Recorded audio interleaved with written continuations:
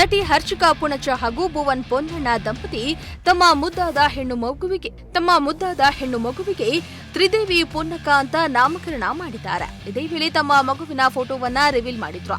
ತಮ್ಮ ಮದುವೆ ಸೇರಿದಂತೆ ಎಲ್ಲಾ ಕಾರ್ಯಕ್ರಮಗಳನ್ನ ಸಾಂಪ್ರದಾಯಿಕ ಶೈಲಿಯಲ್ಲಿಯೇ ಮಾಡ್ಕೊಂಡು ಬಂದ ಈ ಜೋಡಿ ಇದೀಗ ತಮ್ಮ ಮಗುವಿಗೂ ಸಹ ಸಾಂಪ್ರದಾಯಿಕ ಹೆಸರನ್ನೇ ಇಟ್ಟಿದ್ದಾರೆ. ಅಲ್ಲದೆ ನಾಮಕರಣದಂದು ಸಹ ಮಗುವಿಗೆ ಕೊಡುವ ಶೈಲಿಯಲ್ಲಿಯೇ ಉಡುಗೆಗಳನ್ನ ತೊಡಿಸಿದ್ದು ವಿಶೇಷವಾಗಿತ್ತು. ನಾಮಕರಣ ಕಾರ್ಯಕ್ರಮದಲ್ಲಿ ಎರಡು ಕುಟುಂಬದವರು ಸೇರಿದಂತೆ ಆಪ್ತ ಗೆಳೆಯರು ಭಾಗಿಯಾಗಿದ್ರು.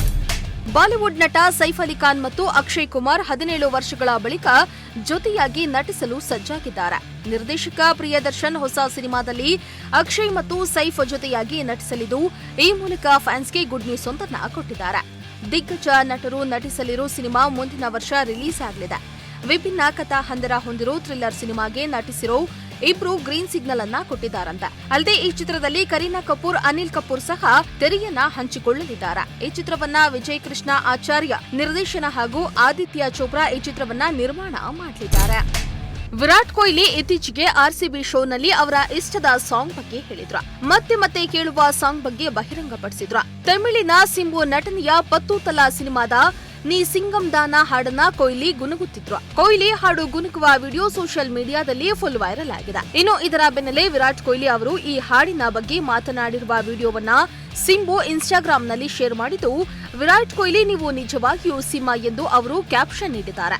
ಇನ್ನು ಈ ಬೆನ್ನಲ್ಲೇ ಕೊಹ್ಲಿ ಬಯೋಪಿಕ್ ಬಗ್ಗೆ ಜನರು ಮಾತನಾಡಲು ಆರಂಭಿಸಿದ್ದಾರೆ.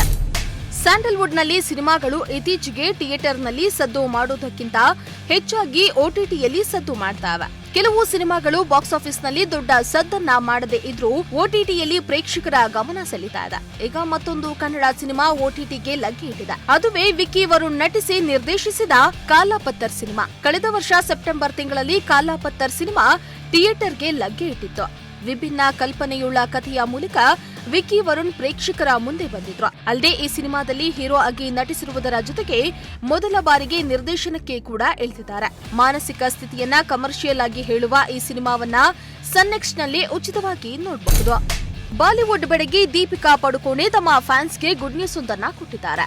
ಪ್ರಭಾಸ್ ಸಿನಿಮಾದಲ್ಲಿ ನಟಿಸುವ ಚಾನ್ಸ್ ಸಿಕ್ಕಿರುವ ಬಗ್ಗೆ ಸುದ್ದಿಯೊಂದು ಹರಿದಾಡ್ತಾ ಇದೆ. ಶಾರುಖ್ ಖಾನ್ ಜೊತೆಗಿನ ಸಿನಿಮಾ ಬೆನ್ನಲ್ಲೇ ಈ ಆಫರ್ ತಮ್ಮದಾಗಿಸಿಕೊಂಡಿದ್ದಾರೆ. ತಾಯಿಯಾದ ಬಳಿಕ ಮಗಳ ಪಾಲನೆಯಲ್ಲಿ ಬ್ಯುಸಿಯಾಗಿದ್ದ ದೀಪಿಕಾ ಬೆಳ್ಳಿ ಪರದೆಯಲ್ಲಿ ಮತ್ತೆ ಮಿಂಚಲು ರೆಡಿಯಾಗಿದ್ದಾರೆ. ಶಾರುಖ್ ಖಾನ್ ಜೊತೆಗಿನ ಕಿಂಗ್ ಚಿತ್ರದ ನಂತರ ಸಂದೀಪ್ ರೆಡ್ಡಿ ನಿರ್ದೇಶನದ ಸ್ಪಿರಿಟ್ ಚಿತ್ರದಲ್ಲಿ ನಟಿಸಲು ದೀಪಿಕಾ ಒಪ್ಪಿಕೊಂಡಿದ್ದಾರೆ ಎನ್ನಲಾಗ್ತಾ ಇದೆ. ಇನ್ನು ಈ ವಿಚಾರವಾಗಿ ಚಿತ್ರತಂಡದಿಂದ ಅಧಿಕೃತ ಘೋಷಣೆಯಾಗಬೇಕಾಗಿದೆ ಅಷ್ಟೇ.